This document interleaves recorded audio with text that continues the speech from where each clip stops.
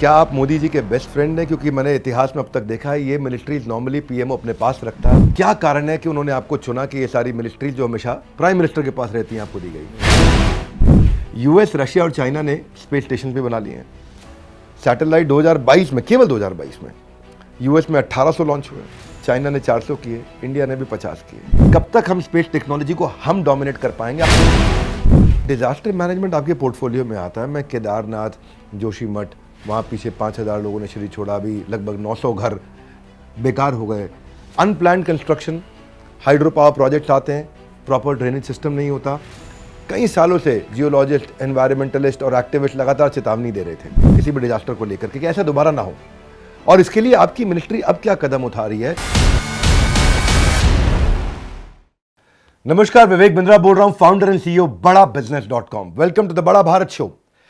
India tribute to India global brand ambassador, ऐसे लोग जो भारत को बड़ा भारत बनाते हैं, उन्हीं की कहानियां हर बुधवार हम आप तक पहुंचाते हैं। और जो आज के हमारे मेहमान हैं, ये फिजिशियन भी हैं, पॉलिटिशियन भी हैं, साइंस और सत्ता दोनों के लॉज को समझते हैं।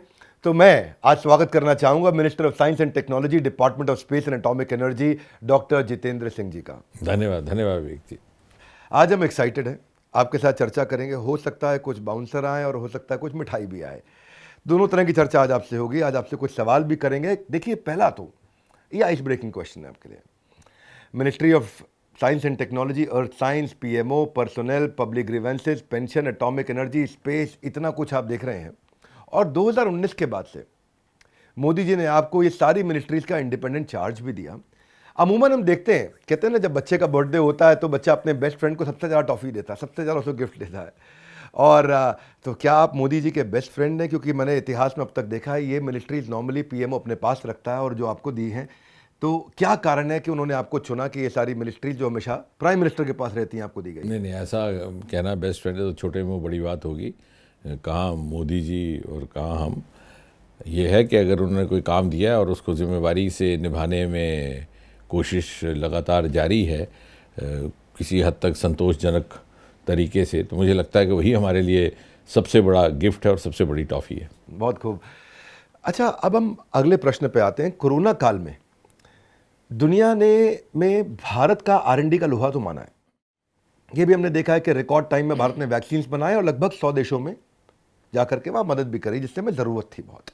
नीति आयोग कहता है कि R&D के विषय में हम अपनी दुनिया भर में सबसे कम स्पेंड कर रहे हैं। अगर आप देखें, इजराइल अपनी जीडीपी का 5% स्पेंड कर रहा है, जापान भी लगभग 3.5% कर रहा है, जर्मनी भी 3 से ज़्यादा कर रहा है, और हमारी रैंक इस समय 52वीं रैंक है दुनिया में। मैं ये भी देखता हूँ कि इम्पैक्ट ये है कि इजराइल इतना स्पेंड कर रहा है तो उसका 52% एक्सपोर्ट एडवांस टेक्नोलॉजी से आता है, क्योंकि वो R&D पे स्पेंड कर रहे हैं। भारत R&D पे स्पेंड उतना नहीं कर रहा। यूएस को देखिए, वो इन्वेंटर है आर्टिफिशियल इंटेलिजेंस के, इंटरनेट के, जीपीएस के, सेमीकंडक्टर्स के। आज Google, Amazon, Facebook, Apple, Microsoft सब यूएस से आ रहा है। आप कहते हैं कि 2047 तक आप सुपर पावर बना रहे हैं भारत को, लेकिन अगर हमारी नींव जो R&D है, अगर वही मजबूत नहीं है, तो जो घर यानी कि डेवलप्ड नेशन है वो कहाँ से बनेगा? आज जब नींव ठीक नहीं है घर की, तो घर नहीं बनेगा। जब R&D ठीक नहीं है तो देश एडवांस कैसे बनेगा? देखिए, super power is a wide word. उसमें इकोनॉमी भी आएगी, उसमें टेक्निकल नो हाउ भी आएगी, उसमें साइंटिफिक कैपेसिटीज़ भी आएगी, but of course ultimately it is the economy which makes all the difference. So where does this value addition to the economy going to happen? Is going to happen from our ocean resources. अभी जैसे हमारे यहाँ ministry of earth science है, सबसे पहले हमें अगर इस बात को समझना होगा तो हमें तुलना करनी पड़ेगी 2014 से पहले का क्या आलम था और 2023 में क्या दृश्य था। 2014 से पहले यदि आप दिल्ली में किसी को पूछते कि where on earth is the office of the ministry of earth science, I am sure he would not have been able to tell you. आज ministry of earth sciences suddenly come to the surface with this deep sea mission and other things. अगर आप 2014 से पहले आप अखबार में पढ़ते थे कि साहब श्रीहरिकोटा नाम का एक स्थान है जहाँ से एक रॉकेट लॉन्च हुआ, बहुत सारे लोगों को पूछते श्रीहरिकोटा को, I am sure they would not be able to name the state.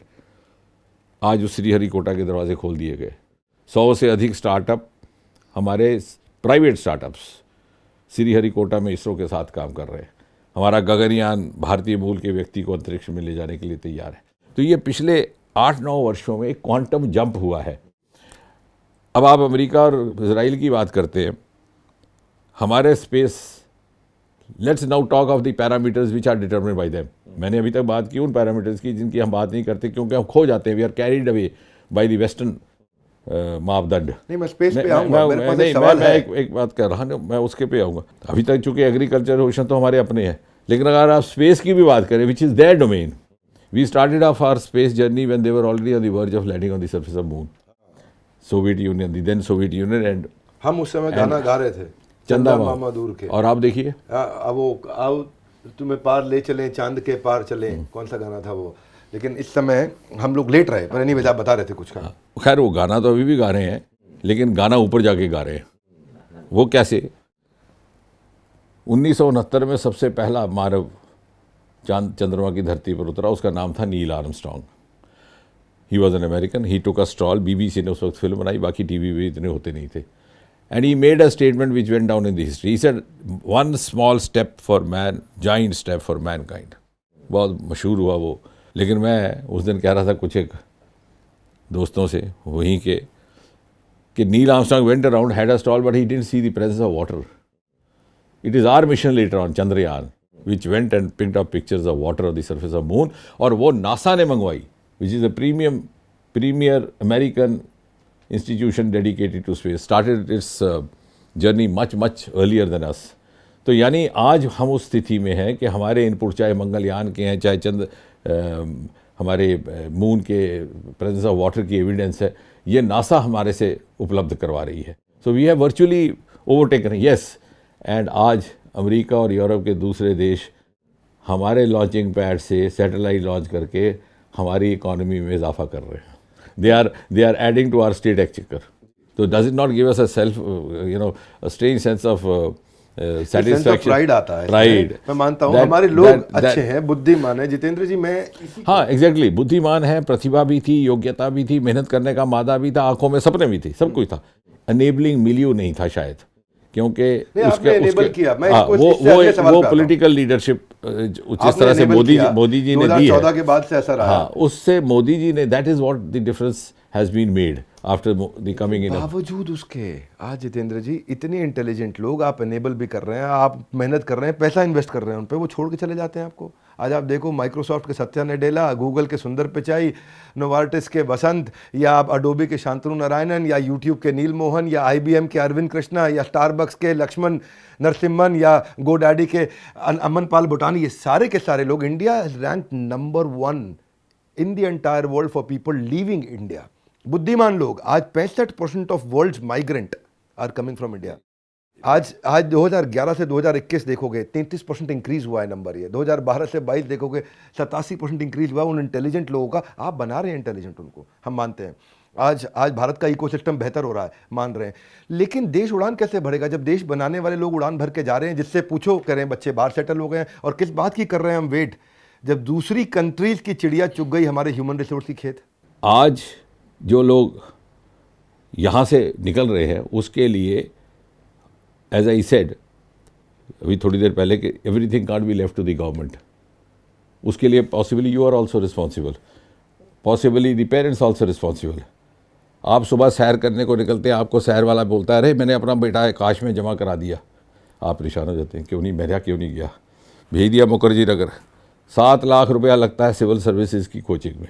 Because हमारा माइंड सेट अभी चेंज नहीं हुआ। कहते हैं संस्कार बदलने में 3 पीढ़ियाँ लगती हैं। अभी 2014 के बाद आधी पीढ़ी भी नहीं निकली। तो just wait and see, the change is happening, and is happening in a very rapid course. We have seen times before 2014, my own student, I was amazed, I did some counselling for him, that was I think in the late 1990s। उसको किसी ने पूछा, where are you from? He said, I am from Asia. I said, I am flabbergasted, I am disgusted you talk like this. आज देखिए, नाक ऊंची करके कहते हैं हिंदुस्तानी है। हम हिंदुस्तानी। जितने जर्मनी के देश हैं, खासतौर पिछले 5 वर्षों में, स्टार्टअप ग्रुप्स में अपने हिंदुस्तानी लड़कों लड़कियों को शामिल करने के लिए उत्सुक रहते हैं।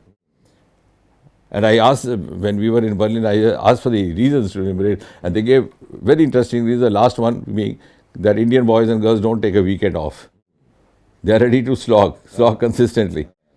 तो हमारे में क्षमता भी है।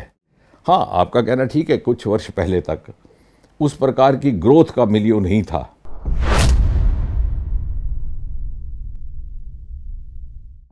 आप कहते हैं तेज़ रफ्तार पकड़ी है, लेकिन मैं मानता हूँ बजट एलोकेशन आपने कम कर दिया है। और जहाँ टेक्नोलॉजी एडवांस देश अपने स्पेस बजट को बढ़ा रहे हैं, वहाँ अपने देश का स्पेस का बजट घट रहा है। मैं जितेंद्र जी कहना चाहता हूँ, इस पॉकेट में, छोटी पॉकेट, कम बजट वाली पॉकेट में कैसे उड़ेगा रॉकेट। मैं आपसे कहना चाहता हूँ, धरती पे पावर का सबसे पावरफुल सोर्स है एटॉमिक एनर्जी, और पावर जो है लगभग 4000 मीट्रिक टन कोयला जितनी पावर बनाएगा उतना 1 मीट्रिक टन यूरेनियम बना देगा।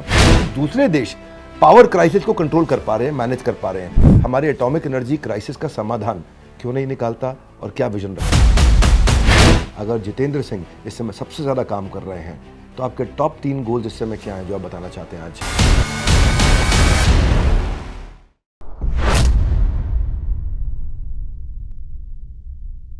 आज अगर हम कंपैरिजन करें, प्रगति हुई है, पर करंटली अगर मैं देखूं $260 बिलियन की जो ग्लोबल स्पेस इकोनॉमी वैल्यूड है, उसमें हम केवल 2% कंट्रीब्यूट कर रहे हैं। दूसरी चीज़, अगर आप प्राइवेट ऑर्गेनाइजेशंस देखें, स्पेसएक्स को देखें, ब्लू ओरिजिन को देखें, आप वर्जिन गैलेक्टिक को देखें, ये प्राइवेट ऑर्गेनाइजेशन रेवोल्यूशन लेकर के आ रही है, हमारे यहाँ नहीं है कोई।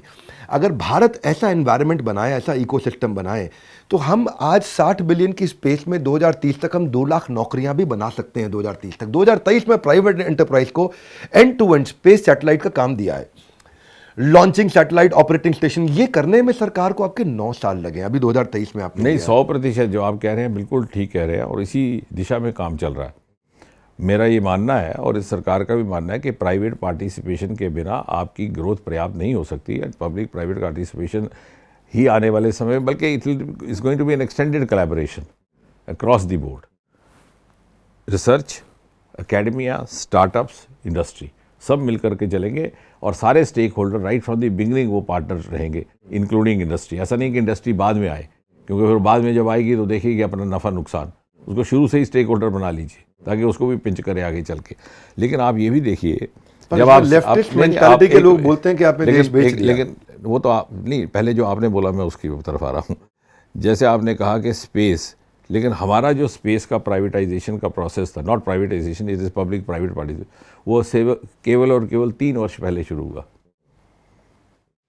And you are comparing it with USA, और we are naming the companies which already had made a mark even before we.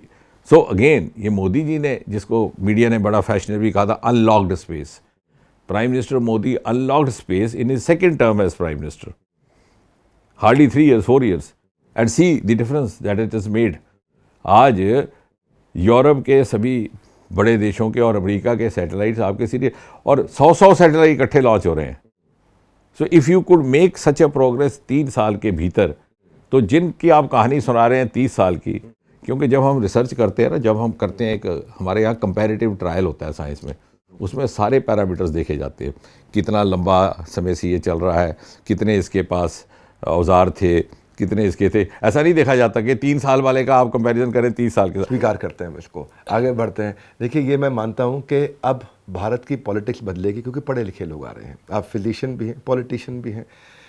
19वीं सदी पे चलता हूं 2 मिनट के लिए। यूके डोमिनेट करता था नेवल सुपीरियोरिटी के कारण। 20वीं सदी में हम देखते हैं यूएस डोमिनेट करता था एयरफोर्स की सुपीरियोरिटी के कारण। अब 21वीं सदी में वही डोमिनेट करेगा जिसके पास स्पेस का डोमिनेशन है। यूएस, रशिया और चाइना ने स्पेस स्टेशन भी बना लिए हैं। सैटेलाइट 2022 में, केवल 2022 में यूएस में 1800 लॉन्च हुए, चाइना ने 400 किए, इंडिया ने भी 50 किए। अब कहेंगे कि आपने डेटा फिर कंपेयर किया, आउट ऑफ कॉन्टेक्स्ट किया, लेकिन मैं जानना चाहता हूं, पूरी दुनिया स्पेस को इस समय डोमिनेट करने की होड़ में लगे, आप उसको अपनी स्ट्रेटेजिक एडवांटेज नहीं मानते? आप ठीक कह रहे हैं। नहीं, आज कब तक हम स्पेस टेक्नोलॉजी को हम डोमिनेट कर पाएंगे? आपकी लीडरशिप में प्रगति हो रही है, लेकिन मैं आगे का विजन जानना चाहता हूं। नहीं, बिल्कुल, ये जो जियोपॉलिटिकल बात आपने कही है, ये, और पिछला भी आपने स्टडी ठीक किया है। 19वीं सदी में नेवी का इसलिए था कि उस समय हमारा समुद्र ही था, हमारा सारा यातायात समुद्र से होता था। हिंदुस्तान से इंग्लैंड जाने में 1 महीना लगता था, हवाई जहाज़ नहीं चलते थे। Then the next century, the 20th century was the century of electronics and other things, और उसमें एयर भी आया, उसमें ट्रांजिस्टर आया, रेडियो आया, टेलीविज़न आया, सब कुछ आया। अब हम उससे आगे चले गए। अब जब हम आगे चले गए तो कुछ एक ऐसे देश थे जो उस समय समृद्ध थे, who were already venturing into space, क्योंकि अमेरिका और रूस ने हमारी आज़ादी से पहले से ही अपने स्पेस के प्रोग्राम शुरू कर दिए थे। हमारे यहाँ शुरू हुए, लेकिन हाँ, ये बात सही है कि उस समय की जो नीति निर्धारित करने वाले लोग थे या पॉलिसी मेकर्स थे या जो उस समय की राजनीतिक नेतृत्व था, उन्होंने उस तरह की उसको प्राथमिकता नहीं दी। और शायद उस समय और भी कुछ इश्यूज रहे होंगे इमीडिएटली पोस्ट इंडिपेंडेंस इंडिया में, कभी फूड स्कैर्सिटी, कभी ये। अब पिछले 8-9 वर्षों में इसको बहुत अधिक प्राथमिकता दी गई है। अब आप देखिए, हमारे न्यूक्लियर प्लांट्स पहले केवल दक्षिण भारत तक सीमित थे, उसको भी हमने जॉइंट वेंचर्स के लिए खोल दिया पिछले 6-7 साल से। और जॉइंट वेंचर्स का नतीजा यह है कि आपके बगल में यहाँ से 150 किलोमीटर दूर गोरखपुर नाम का स्थान है हरियाणा में, वहाँ पर एक न्यूक्लियर प्लांट आ रहा है। तो ये जो एक्सपेंशन है, इसको रैपिडली करने का क्रम भी अभी शुरू हुआ है। And I agree with you, आने वाले समय में space is going to be a very important parameter to decide the supremacy of any given nation. और लेकिन हम उस होड़ में हमने बहुत तेज़ रफ्तार पकड़ी है, ख़ास तौर से पिछले 3-4 वर्षों में। आप कहते हैं तेज़ रफ्तार पकड़ी है, लेकिन मैं मानता हूँ बजट एलोकेशन आपने कम कर दिया है। मैं देखता हूँ इसरो का रेवेन्यू लगभग $280 मिलियन फॉरेन एक्सचेंज पिछले 5 साल में, लेकिन बजट एलोकेशन स्पेस डिपार्टमेंट का आपने 8% घटा दिया। यूएस ने इस साल अपना 6% बढ़ा दिया है। और जहाँ टेक्नोलॉजी एडवांस देश अपने स्पेस बजट को बढ़ा रहे हैं, वहाँ अपने देश का स्पेस का बजट घट रहा है। मैं जितेंद्र जी कहना चाहता हूँ, इस पॉकेट में, छोटी पॉकेट, कम बजट वाली पॉकेट में कैसे उड़ेगा रॉकेट? जब इनफ बजट ही नहीं होगा हमारे पास, तो कैसे होगा इसरो का विकास? वो ऐसा है कि जैसे आपके पॉकेट में डाल दिया पॉकेट मनी आपके पिताजी ने, आप चले पिक्चर देखने, माँ ने बुलाया, कहना बेटा तू बताना नहीं पिता को, ये भी 10 रुपये रख, पॉपकॉर्न खा लेना। हमने भी इसी तरह से कुछ एक्सक्लूसिव एलोकेशंस भी की हैं। गगनयान के लिए एक्सक्लूसिव एलोकेशन किया गया है, डीप सी मिशन के लिए 6000 करोड़ का एक्सक्लूसिव मिशन किया गया है। ऐसा नहीं, आप मोटा आंकड़ा मत देखिए, let's go deeper into statistics. और दूसरी बात ये है कि इट इज़ नॉट पर सी ओनली दी मॉनेटरी फैक्टर है, वो ज़रूरी है, लेकिन जो हमारे पास टैलेंट मौजूद है उसको किस प्रकार से ऑप्टिमली यूज़ करना, उसका काम भी अभी शुरू हुआ। पहले चूँकि यूज़ नहीं होता था, आप ठीक कह रहे थे, तभी वो बाहर चले जाते थे, क्योंकि एक लेवल के बाद उन्हें लगता है साहब अब तो हमारी ग्रोथ रुक गई। अब ये उलट हो रहा है, क्योंकि आप जो है एटॉमिक एनर्जी वाले विभाग को भी देखते हैं, आप न्यूक्लियर एनर्जी के विभाग को भी देखते हैं। पाकिस्तान में भी पीछे एक दिन बिजली चली गई थी, अचानक पूरी दुनिया में परसेप्शन और गहरा हो गया कि भाई पाकिस्तान तो देश बर्बाद हो गया। ये पावर की पावर है। मैं आपसे कहना चाहता हूँ, धरती पे पावर का सबसे पावरफुल सोर्स है एटॉमिक एनर्जी। और पावर जो है लगभग 4000 मीट्रिक टन कोयला जितनी पावर बनाएगा, उतना 1 मीट्रिक टन यूरेनियम बना देगा, हम समझते हैं। लेकिन केवल 3% ही बिजली आज हम एटॉमिक एनर्जी प्रोड्यूस कर रहे हैं। इंडिया आज साउथ कोरिया हमारे मुकाबले उतना ही रिसोर्सेज के साथ 3 गुना प्रोड्यूस कर रहा है। चाइना उतना ही रिसोर्सेज के साथ 8 गुना बिजली प्रोड्यूस कर रहा है। मैं अभी इसी इंडस्ट्री की बात कर रहा हूँ, खासतौर से एटॉमिक एनर्जी की। तो दूसरे देश पावर क्राइसिस को कंट्रोल कर पा रहे हैं, मैनेज कर पा रहे हैं। आज दुनिया की सबसे बड़ी आबादी वाला देश हमारे एटॉमिक एनर्जी क्राइसिस का समाधान क्यों नहीं निकालता, और क्या विजन रखता? आने वाले सालों में ना केवल एटॉमिक एनर्जी एक अल्टरनेटिव सोर्स बनकर आएगा बहुत मजबूत, बल्कि क्लीन सोर्स। और हमने कमिटमेंट दी है दुनिया को नेट ज़ीरो 2070 तक, 2070, यानी हम ना केवल पर्याप्त अपनी एनर्जी रिक्वायरमेंट्स कर पाएंगे, बल्कि क्लीन एनर्जी, ये कोयला वोयला बंद हो जाएगा। So we will be depending on other sources, green sources. और आने वाले समय में ग्रीन हाइड्रोजन इतनी बड़ी मात्रा में हिंदुस्तान से उसका उत्पादन होने वाला है कि we are going to be the exporters of green hydrogen.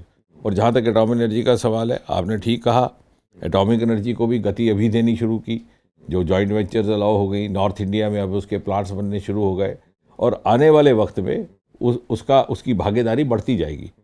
उस दिशा में काम पहले से ही जारी है। पर क्लीन और ग्रीन एनर्जी की बात कर रहे हैं, ये 2 धारी तलवार है। इससे जो रेडिएशन है उससे तबाही भी बहुत होती है। नहीं, ऐसा नहीं है, ऐसा नहीं है, ये धारणा है, बल्कि हम आपको मिल करके ये दूर करनी चाहिए। हमारे बहुत सारे इटली, जर्मनी, स्पेन और स्विट्जरलैंड बंद कर रहे हैं। हमारे बहुत सारे प्लांट्स इस तरह इसलिए नहीं लग पाते कि वहाँ जागरूकता की कमी होती है कि साहब यहाँ पे कैंसर फैल जाएगा। मैंने इसीलिए एक थोड़ी सी स्टडी की थी, भाभा एटॉमिक सेंटर से जितने साइंटिस्ट आज तक हुए हैं कि कितनों को कैंसर हुआ और किस कारण हुआ, तो मुश्किल से 2 या 3 का पता चला, और वो भी अनरिलेटेड टू रेडिएशन। और फ्रांस में तो कॉलोनीज के अंदर भी प्लांट बने हुए हैं, ऐसा नहीं है। लेकिन हाँ, आपका कहना ठीक है कि वक्त का ये तकाजा है। Now we are part of the global world. ये आपको भी मानना है, हमको भी मानना, हम एक दूसरे से डिफर नहीं कर सकते। We have to live up to global parameters. If we have to rise the way as you want, I wish, every right thinking citizen of India wishes, तो हमें ग्लोबल चैलेंजेस को कबूल करना, ग्लोबल चुनौतियों, global parameter और global ही मापदंड पर आ रहा है। और इसलिए वो clean energy is one of the factors. उसमें भी हमें जो ग्रीन हाइड्रोजन वाला फैक्टर है वो हमें एडवांटेज देने वाला है आने वाले सालों में। क्योंकि डिजास्टर मैनेजमेंट आपके पोर्टफोलियो में आता है। मैं केदारनाथ, जोशीमठ, वहाँ पीछे 5,000 लोगों ने शरीर छोड़ा, अभी लगभग 900 घर बेकार हो गए। Unplanned construction, hydro power projects आते हैं, प्रॉपर ड्रेनेज सिस्टम नहीं होता। कई सालों से जियोलॉजिस्ट, एनवायरमेंटलिस्ट और एक्टिविस्ट लगातार चेतावनी दे रहे थे। अर्थ साइंस मिनिस्ट्री का मिशन है ये कि अर्ली वार्निंग दे हम लोग किसी भी डिजास्टर को लेकर के, कि ऐसा दोबारा ना हो। और इसके लिए आपकी मिनिस्ट्री अब क्या कदम उठा रही है? नहीं, आपका कहना ठीक है, ये हीट्रोजेनस देश है, इसकी बहुत सारी हमारे ऐसे इश्यूज हैं जो दूसरे देशों में नहीं है। We are a populous country, हमारा सोशो इकोनॉमिक यूनिफॉर्मिटी नहीं है दूसरे, लेकिन उसके बावजूद फिर कोई स्टैटिस्टिक्स की बात आती है। जब आप देखेंगे कि इस देश का मैनेजमेंट कैसा हो रहा है तो उसमें 140 करोड़ की आबादी रखना, फिर बाकी देखना, और फिर आपको देखेंगे कि 140 करोड़ आबादी वाले देश ने उदाहरण के तौर पर कोविड को कितनी सफलता से मैनेज किया, बल्कि वैक्सीन ईजाद करके दूसरे देशों को दिया। जबकि दूसरी तरफ क्या हुआ, 50-50 लाख या मे बी 500,000, 5 लाख जैसे छोटे छोटे यूरोपियन देश तिलमिला गए कोविड से। तो जब हम कंपैरिजन करते हैं तो उस तरह से करते हैं। हमारे से छोटे छोटे देश और बड़ी तबाही का बायस बने हैं, उनमें डिज़ास्टर्स की वजह से कहीं अधिक तबाही हुई है, लेकिन इस देश में उसके बावजूद हम इसको संभाल पाए हैं। हाँ, आपका कहना ठीक है, इसमें कुछ कंस्ट्रेंट्स ज़रूर हैं, धीरे धीरे उनको अटेंड करने की ज़रूरत है। हम आंखें मीच नहीं सकते। जैसे आप कह रहे हैं कोई अनऑथोराइज कंस्ट्रक्शन हो रही है या अनरिकमेंडेड, तो उसको दुरुस्त करने की ज़रूरत है। बहुत खूब। मैं मानता ही हूँ कि जब बुद्धिमान लोग पॉलिटिक्स में आते हैं तो नेचुरली उससे बहुत फ़र्क पड़ता है। पर अब मैं आखिरी प्रश्न आपसे लेता हूँ, क्योंकि आप साइंस एंड टेक्नोलॉजी भी देख रहे हैं, आप अर्थ साइंस, आप पीएमओ, आप पर्सनल, आप ग्रीवांस, एटॉमिक एनर्जी, स्पेस, इतने सारे एरियाज देख रहे हैं। आपके टॉप 3 गोल्स क्या हैं? अगर जितेंद्र सिंह इस समय सबसे ज़्यादा काम कर रहे हैं तो आपके टॉप 3 गोल्स इस समय क्या हैं जो आप बताना चाहते हैं आज? नहीं, देखिए, जैसे आपने ठीक कहा, स्टार्टअप्स की मूवमेंट बहुत तेज़ी से गति पकड़े हुए इस देश में, जब से ख़ासतौर से मोदी जी ने पर्सनल इसमें इंटरेस्ट लिया और आप जैसे लोग भी इसमें जुड़ गए। अब टॉप प्रायोरिटी अगर उस विषय को लें तो टॉप प्रायोरिटी रहेगी चेंज ऑफ माइंडसेट। जो हमारी मानसिकता बदलनी है, जो हमारे माता पिता या हमारे परिवार में एक सरकारी नौकरी घर कर गई है, उसको दिमाग से निकाला जाए। और वो तब संभव होगा जब हम ये समझा पाएँ समाज को कि सरकारी नौकरी के अतिरिक्त ये जो विकल्प हैं ये भी उतना ही आमदनी का साधन बन सकते हैं। क्योंकि अभी भी कई बार धारणा, आप कहेंगे साहब हाँ ठीक है स्टार्टअप तो ठीक है, लेकिन कमाई के लिए क्या करते हो, ये पूछा जाएगा। तो वो जागरूकता लाना मुझे लगता है हम सबका सामूहिक एक दायित्व है। उसके लिए बड़ा बिजनेस बहुत मेहनत कर रहा है। और हिंदुस्तान, बिल्कुल, और हिंदुस्तान का एक बहुत बड़ा सरमाया है कि हमारा 70% से अधिक जनसंख्या 40 वर्ष से कम उम्र की है। और दूसरी हमारी प्राथमिकता स्वास्थ्य के क्षेत्र में और preventive health care. Modi ji ने राइटली पहली बार प्रिवेंटिव हेल्थ केयर के लिए फोकस दिया, क्योंकि अब क्या हो रहा है कि बीमारियां, आप देख लीजिए, लाइफ स्पैन हमारा जो इंडिया की पॉपुलेशन, और कह तो देते हैं कि 40% 40 साल से कम उम्र के 70% है, लेकिन हमारा एक्चुअली मुझे पूछा जाए तो पॉपुलेशन ग्राफ बाईफेजिक है। 70% से अधिक हैं 40 वर्ष से कम, लेकिन जो 60 वर्ष से ऊपर है वो धरती छोड़ने को तैयार नहीं, वो भी बढ़ रहे हैं। तो कुल मिला के संख्या, क्योंकि आज़ादी के समय हमारा लाइफ स्पैन 50 साल था, अब बढ़ के 60, 65 और 70 की तरफ हो। तो हमने कैसे उसको यूटिलाइज़ करना है दोनों, because 60-65 they are all at the prime of their expertise energy, वो सरमाए को कैसे यूज़ करना, ये हमारा सबसे बड़ी प्राथमिकता रहेगी। और अधेड़ उम्र की बीमारियां जो यंग एज में होने लगी, young heart attacks, young diabetes, उसके लिए प्रिवेंटिव हेल्थ केयर इसलिए ज़रूरी है कि अगले 25 वर्ष, जैसे आपने कहा 2047 तक, वी कैन नॉट अफोर्ड कि हमारा नौजवान, उसकी ऊर्जा इस तरह से ज़ाया जाए। और उसके लिए हमारा प्रिवेंटिव हेल्थ केयर एक और चेंज ऑफ माइंडसेट दूसरा, ये मुझे लगता है कि सारे, ये न केवल सरकार के लिए बल्कि सारे समाज के लिए ये एक प्राथमिकता रहनी चाहिए। बहुत खूब, बहुत खूब। जितेंद्र जी, आपके जवाब में नए भारत का नया नेतृत्व साफ देखने को मिला। आप भारत को नए आसमान तक ही नहीं, आप बल्कि नए अंतरिक्ष तक पहुंचाना चाहते हैं। तो मैं आशा करता हूं कि हर मन से जिसको आप बदलना चाहते हैं मंडल तक भारत की हमेशा जय जयकार होती रहे। आपके नेतृत्व में भारत आगे बढ़ता रहे। इस मंच पे आने के लिए, इसकी गरिमा को बढ़ाने के लिए, हालांकि हम बहुत पॉलिटिशियंस को कभी नहीं बुलाते हैं, पॉलिटिशियंस को बुलाते वक्त हम हमेशा बहुत सिलेक्टिव रहे हैं। आप अब तक आज तक हमारे प्लेटफॉर्म पे केवल थर्ड पॉलिटिशियन है जो यहाँ पहुँचे हैं। अदरवाइज हम केवल उन सोशल सेलिब्रिटीज़ को लेकर के आते हैं जो भारत को बड़ा भारत। मुझे लगता है आपके बुलाने के बाद मैं भी सोशल सेलिब्रिटी बन जाऊंगा। ज़रूर, और इस वीडियो को ज़रूर शेयर करिएगा उन स्टूडेंट्स को, यंग जनरेशन को, उन एस्पिरेंट्स को, उन एंटरप्रेन्योर्स को, उन स्टार्टअप्स को जो माइंडसेट बदलेंगे अपना या बदलना चाहेंगे, क्योंकि देश का इस समय विजन बदल रहा है। साइंस एंड टेक्नोलॉजी में हमने बहुत प्रगति करी है। हमारे कुछ सवाल थे, उनको भी आपने ज़रूर सुना होगा। नीचे कमेंट बॉक्स में अपने फीडबैक ज़रूर दीजिएगा, अपनी लर्निंग ज़रूर शेयर करिए। अगले बुधवार आप किससे मिलना चाहते हैं, बस थोड़ा सा इंतजार, आ गया एक और बड़ा बुधवार। इस वीडियो को सब तक पहुंचाने के लिए, वर्ल्ड के नंबर 1 एंटरप्रेन्योरियल यूट्यूब चैनल को सब्सक्राइब करने और करवाने के लिए आप सबका हृदय की गहराई से प्रेमपूर्वक बहुत बहुत धन्यवाद। जितेंद्र जी, आपका